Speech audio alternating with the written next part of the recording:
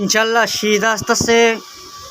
এসব কবুতর খালিকে এটা খালি খুলে ফেলাইছি, এটার কাজ বাকি আছে। এটা এখানে একটু রাখছি কবুতর, একটু ছেলে এটা মেয়ে, এরা এইটা কাজ খাচ্ছে, সব খুলে ফেলবো। এটা কাম ধরামো বাকি আছে, আর এটা চারিদিকে সব খুলে ফেলবো, সব খুলে এটা খাঁচে কাম ধরাইতেছি।